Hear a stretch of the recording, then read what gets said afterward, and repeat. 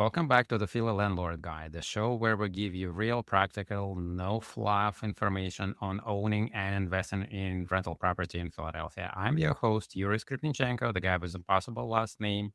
I'm licensed real estate broker and certified property manager here in the city. Today, I have a guest for the episode, and I have someone who brings a perspective that is generally rare in this industry. Someone who has spent nearly 2 decades on the operations side of property management, led one of the largest residential property management companies in the Mid-Atlantic region, and served as the national president of the National Association of Residential Property Manager. And now he is sitting on the lending side of the table at one of the country's leading private real estate lenders. And without further ado, let's jump right into it. Hi, Tim. Welcome to the podcast. Glad to have you here. I've been waiting for it for some time for you to join. Can you tell us, or for our Philly landlords, who you are and what we need to know about you? Yeah, thanks, Yuri. Happy to be here. Really excited to have a conversation today. Yes, my current role is I'm the Director of Partnerships for Property Managers at LendingOne. We are a private lending company that focuses solely on investment property lending and financing. We will only give money to folks who are buying rental investment properties and focus really on the single family space. We'll do up to 4 units, but it's really 1 to 4 units that we focus in. So my role is to go and meet property managers and sign them up as partners. But my background is actually in property management itself. So I ran a company called Dodson Property Management, and I was a partner at that firm as well. We had offices in Northern Virginia, Central Virginia, Williamsburg, Virginia, and then we had one in Sarasota, Florida. We did single family property management. We did small multifamily property management, large multifamily property management, and then commercial and HOA management as well. By the end, we managed about 8,500 total single family and multifamily doors, and then 17,000 HOA units as well. So I did that for about 17 years. And so, yeah, I've got a long background in property management. I've done everything from being a receptionist to property manager to senior property manager to being the COO of the company as well. So I've done it all in the property management space, so to speak. That sounds like a lot. And one part that I think you're missed in saying that you were NARPM national president in 2023. And that's how we know each other. We met through NARPM a few years back. But for landlords who do not know what NARPM is and why it matters, can you tell them a little bit more about that? Sure. Yeah. Great call out there. Yes, Yuri. I knew you from my RVP days on the NARPM board. I spent, I think, 8 years on the NARPM National Board of Directors. I also helped start our local Richmond chapter. I helped run our state conference in Virginia. And I think I met you, I think we did a Pennsylvania kind of state meeting together. That was the first time we met. It was great. But yeah, I also served as the 2023 national president, which was one of the highlights of my life. It was a little more travel than my wife liked with 2 young kids, but it was great. And NARPM is really important because I think it really elevates our professional status for our businesses as property managers. It also makes sure that we're held to a higher standard for our clients and our tenants as well. Landlords out there, if you're not using a NARPM property manager, then you might have somebody up the street that's just not, that they're not held to any standards, right? I think NARPM's a really fantastic way for property managers to network, understand that, hey, this is a difficult business, but it's not impossible as long as you're taking care of human beings. And then NARPM on the other side is really working hard as a national organization moving forward to try to advocate for landlords and try to advocate for property managers and landlords' property rights, right? I think we've got a lot of stuff going on at the legislative level that is really going to have an impact on us long term. I know that there's a lot of state by state laws and different things that get passed different places, but if we start getting a lot of federal traction with the way they're talking about some of these things, there's going to need to be a source to really advocate for landlords and property managers. And NARPM, we just switched our mission and vision a little bit around and to make sure that advocacy is called out in that. And NARPM's been doing a really good job. They just passed a bill in the House with bipartisan support last year. They've made a lot of headway in some Florida legislature issues. And so, yeah, that to me are the 2 great things, is like the professionalism, the community, and then the advocacy that NARPM provides. Yeah. Yeah, and it's not only on national level. We in Philadelphia have so much crap coming out of our city council, and we have this lawsuit that landlords filing against them because of the way how they hold their meetings and how they're not accessible to everyone, or maybe because behind the closed doors. And NARPM was able to contribute to that, to help landlords with that action. So grateful for that, and great to have organization like NARPM. Yeah, like I said, I think it's just going to be a huge piece of the puzzle moving forward. There's going to be a lot of tenants' rights folks out there. There's going to be a lot of landlord rights folks out there, and just some stuff does need to be legislated, right? And we do need to have common sense regulations around things. Not everything, obviously, but I think if NARPM can be the leading voice in that as they're trying to become, they can be really powerful. And like you said, it's powerful now. Florida, we've done a bunch of stuff in Florida. We've done a bunch of stuff in Oregon. We've done a bunch of stuff all over the place. So it's really important, I think, for our industry and just landlord rights in general. Unfortunately, the more I am in this business, the more I deal with people and landlords and tenants, and I see that common sense is not that common as you would think it would. At Dodson, we always used to say this would be a really easy business if it wasn't for tenants, landlords, and employees. If you didn't have to deal with any of the people, you'd be great, right? Yep. Okay, switching the gears here. You said you were managing about 8,500 units, I think, by the end of all of this across different states and different cities. From that high perspective, what do you think is the most common mistake that small landlords make that cost them a lot of money? Yeah, I think two things come to mind, Yuri. One is deferring maintenance. I think that can just be really detrimental. I know it's hard. I'm an investor myself. I've got properties, and the last thing you want is an unexpected bill to hit, or gosh, you got to do an HVAC replacement, and suddenly you're like, wow, that's 13 grand, or a roof leak happens, and it's even if it's just a $600 repair, and you're just not in position to do it that month. The more you delay, the worse your property condition gets, the more angry your tenant gets, the less likely they're to renew. So I just think there's this pattern of, okay, suddenly my asset is depreciating and it's not actually looking good. And so I've got a tenant that hates me and moves out, and suddenly I can't rent it for as much, or I don't have the 15,000 then to totally turn it because they left it in bad shape because they were mad at me because I didn't fix the leaky roof that had been leaking for a year and a half. Right. So I think that's a really big one that people don't think about as costing them money in the long term.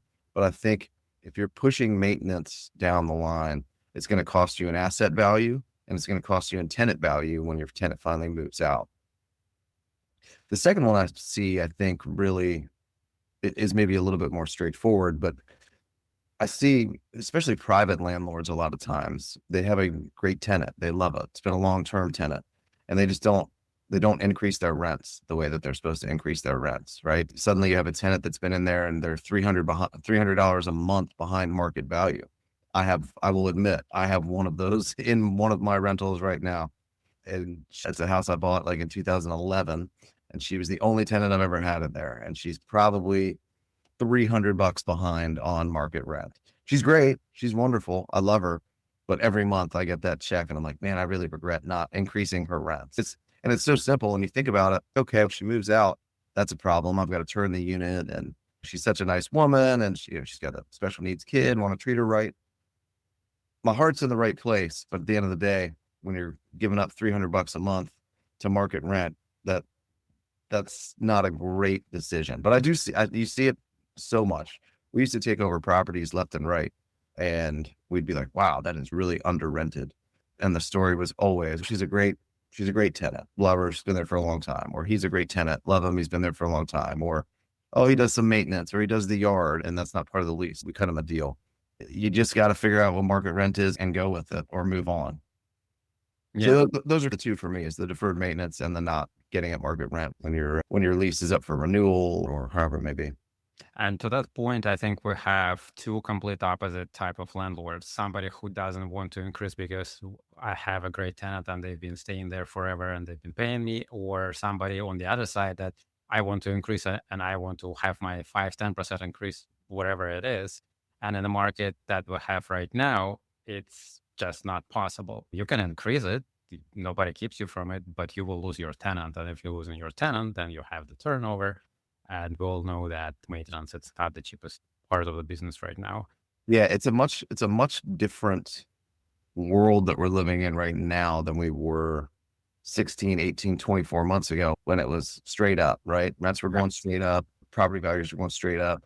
And I think landlords probably got used to that. And I think that's okay, right? Before we keep going, a quick thank you to our sponsor, TrustArt Realty. If you're a Philadelphia landlord and you're thinking about growing your portfolio, the first question you need to get answered is what is your current properties are actually worth in today's market? Because the equity is your fuel. TrustArt Realty offers a free rental analysis for all of our listeners, so you know exactly what your unit should be commanding right now, and a free management consultation if you're ready to stop self-managing and hand it to a professional team. Reach out to us at trustartrealty at phillylandlordguide.com or go to trustartrealty.com and hit the link to schedule your consultation. Now get back to Tim. As landlords, we need to adjust our thinking, right? Just because you have an asset doesn't mean you deserve that it should go up 5 to 10% every year, right? And you should also just be paying attention to the market, right? Be hyper focused on what your market looks like. I don't live in Philly or the surrounding areas. I know it fairly well, but Richmond, even the little micro markets that we have could just be totally different. So you really got to be paying attention as landlords and property managers to what those little micro markets are doing and how can you push rents? Can you increase, right? If you do try to increase, are you going to lose your tenant? If you're a property manager and you try to get that increase and the tenant says they're leaving, are you going to call them back and say, hey, what if we only increased it X% or whatever it is, right? Would you stick around? And so you got to have property managers who know what they're doing if you're a landlord. And then as a landlord, you have to have reasonable expectations of what that performance looks like. Yeah, and on the maintenance part, what did your best run properties have in common when it came to maintenance and vendor management back when you were managing them? Our best run properties were the ones that would let us do the work for them instead of having us have their own handyman. So we had a model on the single family side where we would allow you to provide us a handyman and we would use them if that's what you wanted. I know that's not super duper common in the property management industry, but that's what we did. And inevitably, when somebody else had their maintenance person working, it was slower on the maintenance side. It ended up costing more and the tenant was usually irked.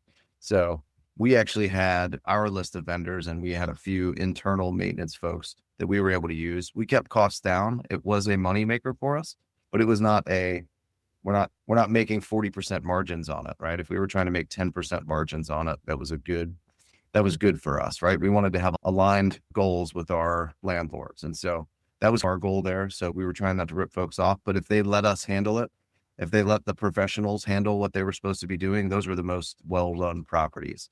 And then I guess I'll go back to as well, not deferring maintenance. When you have the opportunity to fix something, go ahead and fix it.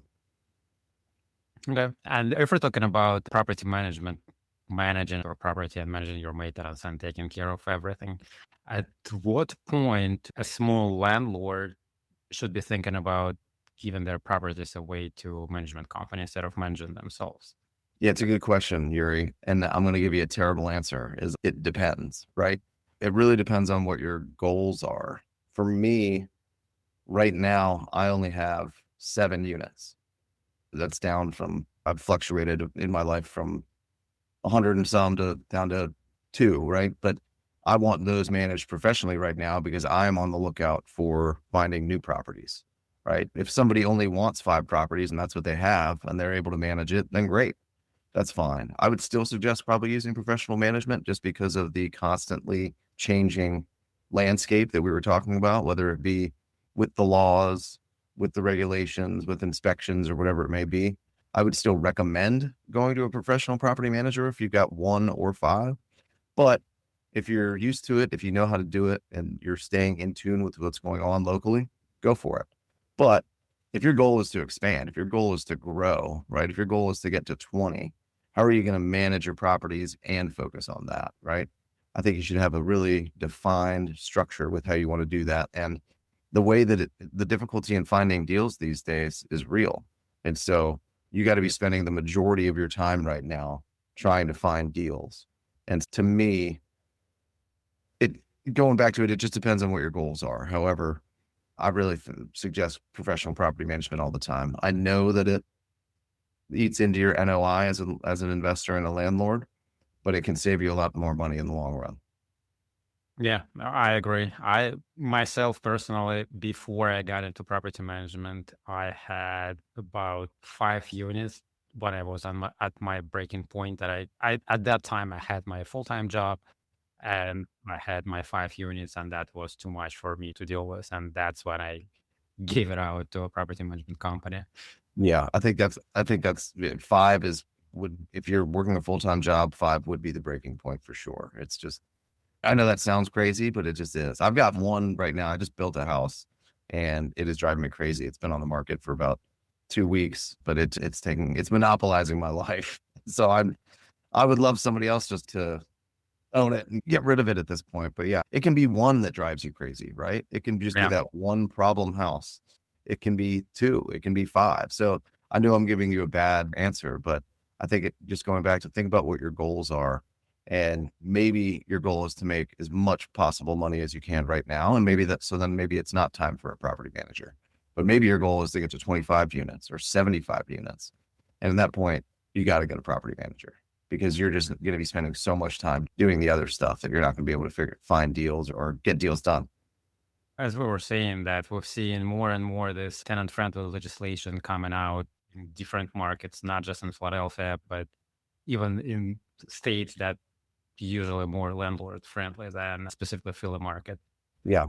And in Philly, we just recently, this year and last year, we passed quite a few ordinances that affect specifically how we do business as landlords, how we can screen our tenants, how we can terminate our lease. And now we have good cause eviction protection, not just for one or month-to-month lease, but any lease. And we have proactive inspections now that they will be rolling out instead of reactive. Now, LNI is planning on inspecting every single unit. I do not know how they're going to do it for the city of Philadelphia, where they're going to get the workforce to do it, but this is something that's in the books now. How do landlords usually come on top of this environment when it gets harder? You're asking how do they win? Basically, when it gets harder, yeah. Just as we talked about, right? It is your job, Yuriy, as a property manager or my job as a property manager to understand these laws and help landlords overcome the difficulties of them, right? You're going to see a lot of people sell. You're going to see a lot of people that say, I'm not going to deal with all this stuff. So think about it maybe as an opportunity to buy more properties, to get into some different areas.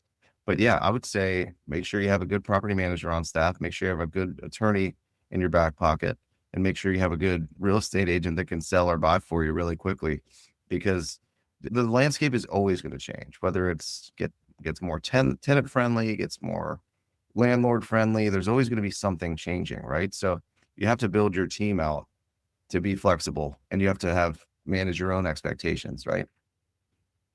And I would even go back to just starting with the deal, right? When you're looking at a deal, is it a deal that can withstand changes, right? Are you just buying something just to buy something because you're bored and you need to put cash somewhere, right? Or are you making a stretch on what you're looking at? And just don't do it, right? Find the right deal for yourself, put the right amount of money into the deal, and set yourself up for success at the start. As most people know, success in real estate, you make your money on the front end, on the acquisition, right? I would just make sure you're continuing to stay diligent to that, despite the marketplace right now being a difficult one to find deals on. So talking on the acquisition or about acquisitions, if you were a Philadelphia landlord yourself sitting on 2 or 3 properties right now and possibly looking to grow your portfolio, what would your strategy look like for 2026? I'm not a Philadelphia landlord, but I can tell you what my strategy is here in the Richmond area. Yeah, I can tell you, one of my partners and I, we just refinanced a couple of properties that we have had for a while. I wanted to, like everybody, I'm on bigger pockets. I'm reading all these things and saying, okay, I'm just going to BRRRR I'm gonna burr some properties, right? I'm gonna find a bunch of deals, and they're gonna be right in Richmond. I'll be able to find some value add stuff. It's really difficult. It's still really difficult. So my biggest thing is I'm actually expanding my footprint in what I'm looking at. I'm looking at deals in secondary markets like in North Carolina, which are only a couple hours away.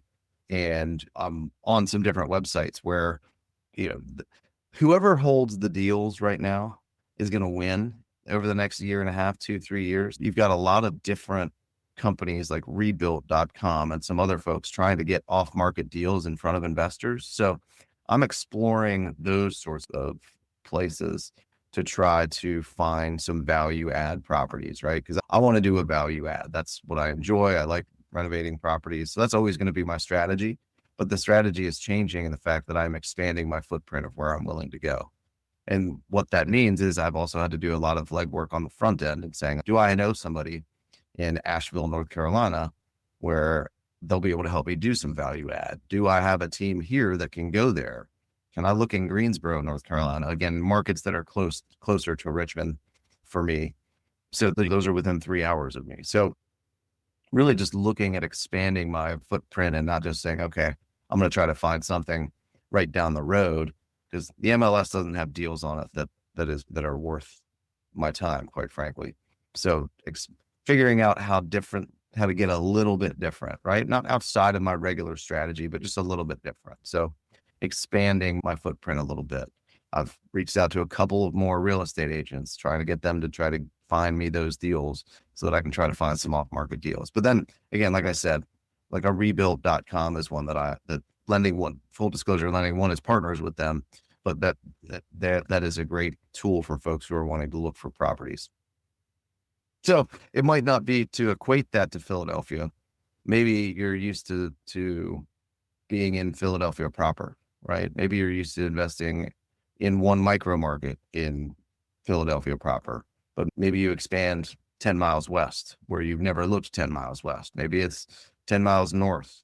Maybe you're just into Wilmington, Delaware, or whatever it is now that you're willing to look at. But I think just maybe being a little bit more flexible with what your typical buy box is. Now, don't go outside what your numbers make them look like, but you might have to find expanding outside of your comfort zone in terms of geography. We have a lot of, not this year, but the past couple of years, we had a lot of influx of out-of-state landlords who would come buy, renovate, basically do per met, and they would find some kind of guru online who would teach them how to do it, how to buy, and how to flip or renovate and rent it in Philly. And the model is usually find something super cheap, put, I don't know, 50, 60 grand into it, Yep. and rent it out for $2,000, which never works. It never works. Literally, it doesn't work. There is not a single spot in this city where you can buy a cheap property, put 50, 60 grand in it, and rent it for $2,000. It just doesn't exist. But people do take those courses. They do read Bigger Pockets or listen to podcasts like that. And then it's in their head that they can do it. And they try doing that and it just doesn't work. The numbers do not work. They underwater, or they cannot pay for the lender, whatever they use, because the rent is so cheap compared to what they were planning. Or what we see happening pretty often is that they go and buy this old row house and they do not do proper renovation. They just do cosmetic lipstick. They put new kitchen cabinets, like new tile, new bathroom, but they don't do anything behind the walls because who cares? It looks beautiful, right? When, what I call it, people start actively living in that property, then you start figuring out that nothing works. That our wiring is old, nothing is working. You have a leak in every single room. You have problems everywhere. So that being said, how, or with people like that, people who are trying to invest, and yourself as well, what kind of financing are you using, and how do you underwrite the deal to make sure that, not on the financing side, but as a landlord or as an investor, how do you underwrite your deal to make sure that it actually makes sense? Yeah, it's a good question. So again, I'm a little biased. I worked for a lender, so I'm actually using, and that's actually how I found out about LendingOne, is I started using LendingOne as an investor. and I started using DSCR loans as a way to try to make deals work. I didn't know what they were before I started with LendingOne and started talking with LendingOne. But so yeah, again, I'm just fully disclosure, I'm biased, but I'm using LendingOne 100%. We'll finance 100% of your rehab costs. So that's a no-brainer, right? So up to 92.5% of your loan to cost, which is your acquisition and everything in between. So typically I'm going straight to LendingOne and saying, hey, can I get some money, right? Can I do this? In fact, the properties we just refinanced, I refinanced with LendingOne out of a local bank. It was just good timing because the local bank was, my 5-year arm was maturing and they were going to blow up my interest rate. And so it just worked out. But yeah, so LendingOne does DSCR loans, which are debt service coverage ratio loans. We've got a couple of different products there. They're 30 years amortized, or we also have a 10-year interest only product, which does help people with cash flow up front, right? So I'm looking at both of those options. Again, with the value add as well, I'm trying to acquire the property, finance all of the renovations, and then roll it right into a DSCR, a 30-year DSCR loan.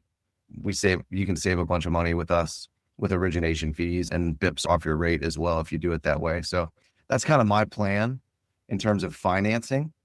LendingOne's a great option, folks. If you're listening, we'd love to talk to you, but there's also a ton of other private lenders out there. You should always have a hard money person, a private lender, and a local bank that you can go to in a jiffy and say, hey, here's a deal that I'm looking at. Can you help me? I'm not going to forever do LendingOne loans. Right now, they seem to be a great option with our interest rates. You asked in terms of underwriting my deals as well. I do a couple of things. LendingOne, we give all of our partners a deal calculator. That's where I start. I do that, and I just make sure that it kind of fits in the DSCR model. And then I do a couple of things. I go straight to my cap rate spreadsheet, which I built 15 years ago, right? Which is going to tell me, is it a good deal? So I'll just run right through, and I'm always super conservative with my numbers. I try to pull all the real numbers that I can, but then I'll just plug that in and say, okay, is this cap rate within what it should be trading for? If not, can I trade, or can I change the acquisition amount or the market value of the property to make it worthwhile? If it graduates from that, then I'll really do a deep dive on a budget and go visit the property and try to really look into, hey, is this worth my time to renovate? And can I get the ARV that I think I can out of it by walking it? But that's really it. Like I said, I use my deal calculator to make sure it fits into a DSCR loan. And then I go right into my cap rate. And if it fits within the cap rate, then I'm going to go take a look at it.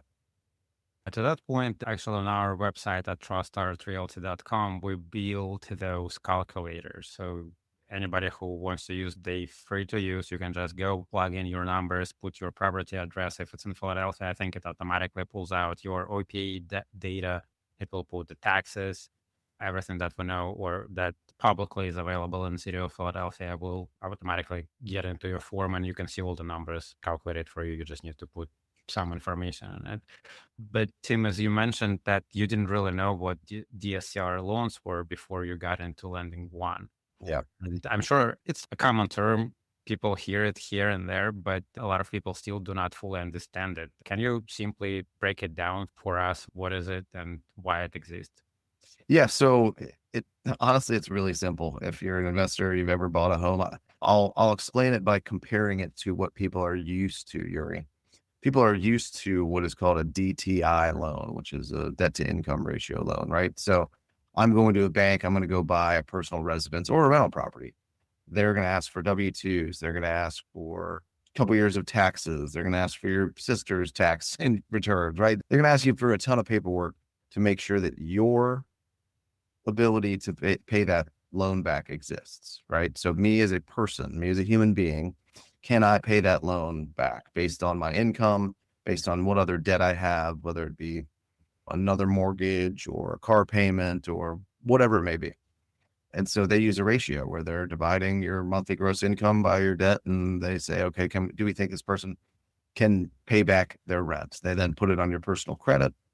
There's probably going to be limits on that, right? If you go to your local bank, they're not going to loan you on 10 different properties because their threshold for risk in that regard is not that high. So that's a DTI loan, a very great tool for folks, right? If you're going to buy one rental property, I suggest you look into that option, right? For a DSCR loan, it's a little bit of a different equation. So that's a debt service coverage ratio loan where we're looking at a business entity and its ability to cover the debt. And so we're not looking at Tim or Yuriy to be able to cover the debt. We're looking at the business. And in the sense of DSCR loans for rental properties, the business is the asset, right? The rental property. So very simply, if your rental property rents for $1,500, or you said $2,000 is what people want to try to rent their stuff from. If your rental property rents for $2,000 and your principal, interest, taxes, and insurance is $1,998, then LendingOne and other private lenders will lend to you because your coverage ratio, 2,000 to 1998, you win, right? Depending on your experience, where the property is, and a couple other factors, and your credit score, we can get down to 1.0x the ratio. So like I said, if it's $2,000 and it's $1,999, we can still lend on that. So it's just a useful tool that's a little bit different than the DTI loan, and it's focused really for investors, right? There's no limit on how many you can do. As long as you're acquiring rental properties that are going to cover the debt, we will lend to you in that entity. There's also there's no credit requirements, or excuse me, there's no credit reporting. There is a credit requirement. However, depending on where your credit score is, just the rate fluctuates, right? So we'll still underwrite you if you're a 640 or above. We'll still write a loan for you, but there's no income requirement either, right? So Yuriy, you could make $0 last year. You could just be getting into real estate investing, and we would still loan to you. So I hope I answered that question. I know that was a little long-winded, but I wanted to make sure that it was clear in the comparison between the two things. Both are good products, but DSCR loans look at the business entity, and we will only lend in an entity's name, versus a DTI loan that is basically saying, hey, can Yuriy pay this rent back? Yeah. And to add to that, some personal story here, most recent personal story in lending world. I've been using DSCR loans for a while, and usually I either do commercial or DSCR. I rarely do anything in my personal name or do any financing in my personal name. Everything goes through business. But recently I was renewing my business line of credit with my local bank. And they told me like, hey, Yuriy, we have this new product for rental properties that you can get line of credit or HELOC. Basically, it's a HELOC, but for your rental properties. Yep. And my first two rental properties that I ever bought, I still own them. They are in my personal name just because I didn't know better when I started. Sure. And they are fully paid and free and clear. So I was like, sure, yeah, let's do this. And that's not DSCR product. It's just a regular market, regular loan that will be on my credit. I was like, never hurts to have extra line of credit. So I submitted application end of February this year. I closed on these loans last week. Oh boy. Since. Yep. I have never, through my investment and property management and any real estate career, had to provide so much information about myself. I was telling them, you literally know about me more than I do.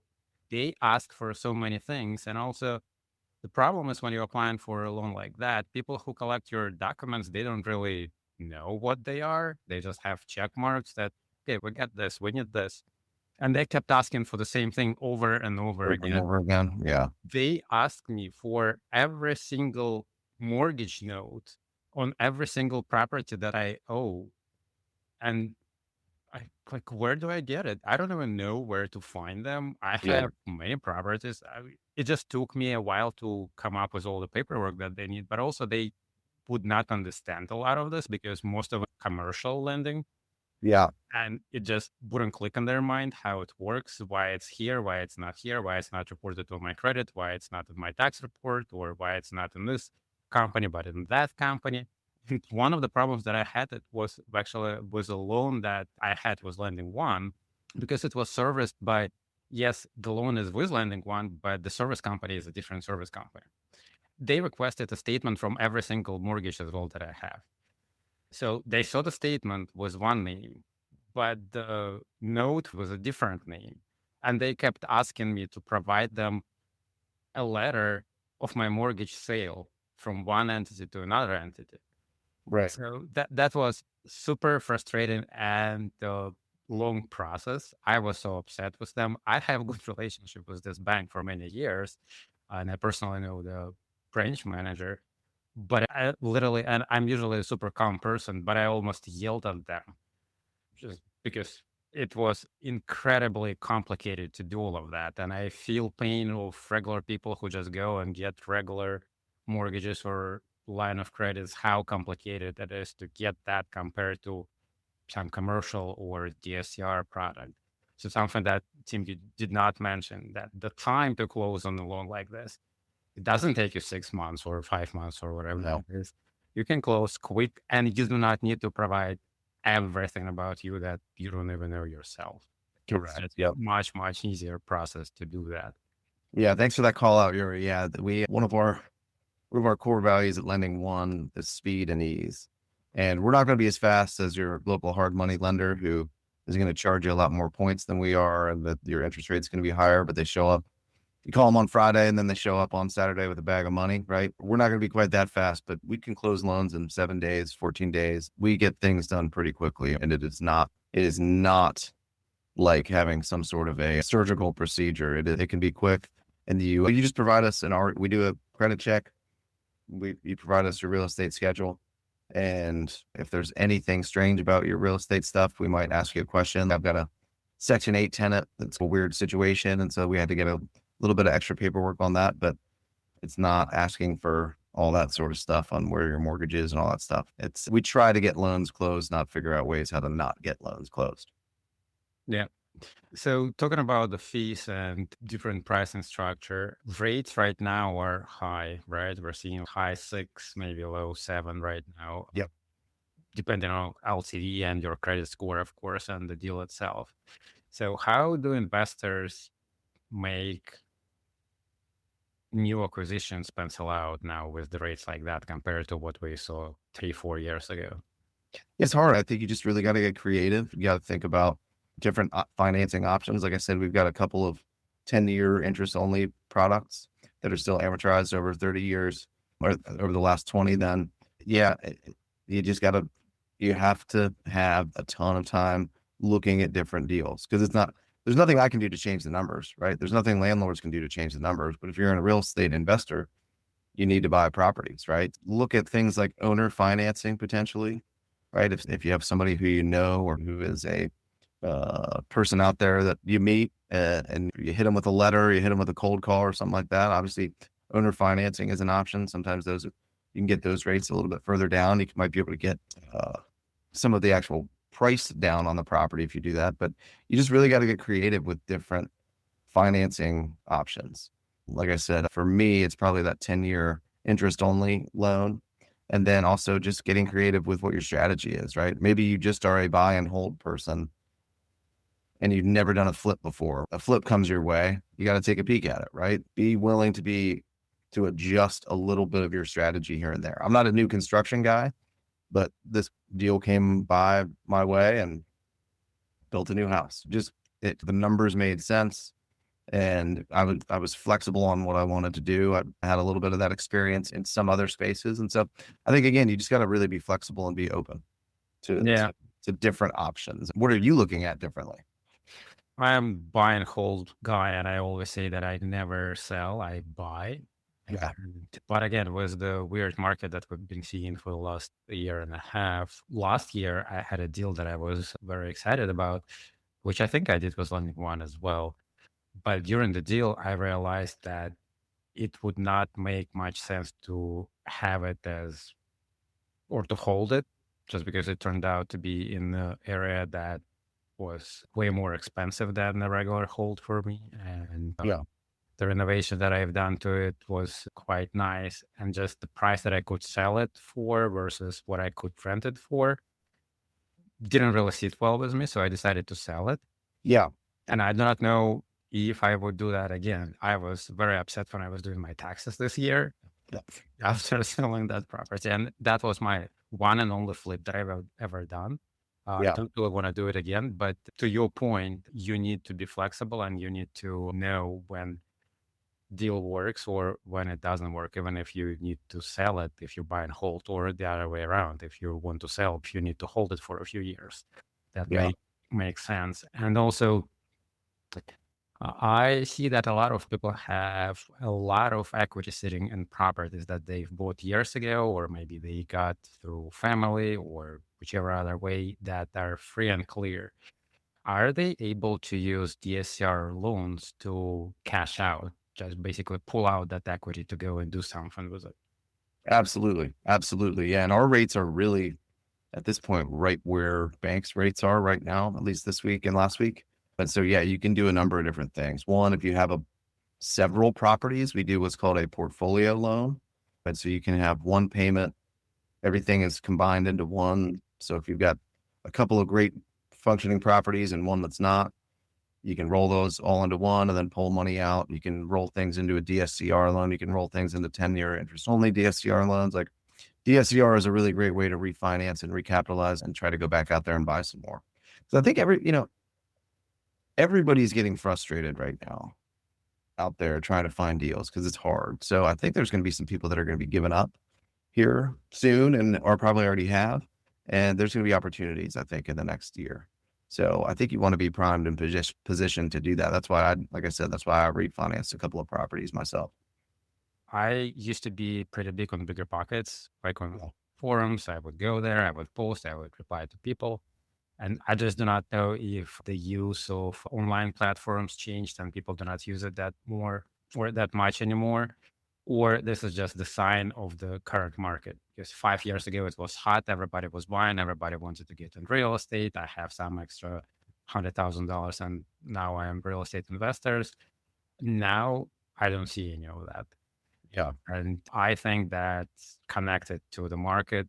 What we see that it's not that easy. You need a little bit more money. You need to know what you're doing, and it's not for everyone. And Yeah. definitely not easy to find a good deal or a deal that makes sense. I 100% agree with you. 100% agree with you. We saw this kind of like, I was pretty young ish, just graduating college in that 2008 to 2012 timeframe where it was really 2006 to 2010 or 2008, excuse me. Everybody with a pickup truck and a Bluetooth headset was flipping houses and making a bunch of money. And it kind of felt a little bit like that again, right? It wasn't exactly like that because obviously there were a lot of different factors there, but the last few years, it kind of felt like everybody wanted to get in real estate, right? You're right. Bigger Pockets is huge. Love Bigger Pockets. Great place to learn. But if you really read Bigger Pockets, it tells you how not easy it is. But everybody was reading that thinking like, oh, this is so easy. Yeah. I had friends coming up to me like, Tim, let's buy a bunch of real estate together. I'm like, you don't know what you're talking about. So yeah, I agree. I think it's got to take a little bit of a shift, right? There's got to be some place somewhere where people are going to be able to make a couple bucks off of it. So hopefully you and your investors are primed to take advantage of it. And yeah, I think your HELOC thing is a good idea. Refinancing something, not at a crazy, you don't have to, if you own a property free and clear, you don't have to put it at 75% leverage, right? You don't even have to put it at 50% leverage. You can put it at 35% leverage and still be making monthly cash flow and have some extra cash to deploy if and when you need it. So think about that. If you own something and if you only own 30% of it, or if it's worth $100,000 and you only owe 30 on it now or 20 on it, you can still refinance that and not even have it at 75% LTV and still be making money on it. Again, be flexible, be prepared is what I would say. I will also ask, even if you refinance at 75%, make sure that you still cash flow at that. Correct. You don't want to take everything out and then just put money out of pocket every single month. Do not do that. Absolutely. A DSCR loan will not allow you to do that because it has to cash flow. So forgive me for not clarifying that specifically, but yes, do not refinance to start losing money every month because that's gonna suck. It might help your tax bill there, Yuri, but it's not gonna be fun monthly. Yeah, but also you need to make sure that you have something to fall back on when you have that expense that you were talking about. Your HVAC breaks and you need to put 12, 15K out to just replace that on your, or you need a new roof and things like that. So you need to make sure that you have some kind of reserves for your Reserves. property Yes. to keep it running. So Yeah, we definitely had problems when landlords just did not have any reserves and they were not able to do the repairs. And of course, as property managers, we cannot just go and pay ourselves. We need to use your money to pay for the repairs. And we had problems when tenants would complain to LNI, and it would just become a huge problem for a landlord. They don't have money to fix it. Tenants don't want to pay rent, and they start complaining to LNI, and now you're like sitting duck. You don't have money, and now tenants don't pay you. Now you don't even have money to cover your mortgage. So it's a nightmare. You don't be in that position. You want to make sure that you always have some cushion for your whatever it is, one property, 5 units, 15 units. You need to have that reserve that you can use to tap in if something were to happen. And something will happen. It may oh, happen in year one, it may not happen in year two, but it will happen. It's 100% of the time. yeah. And the more units you have, the more chances you have that something will go sideways. Yep. Agreed.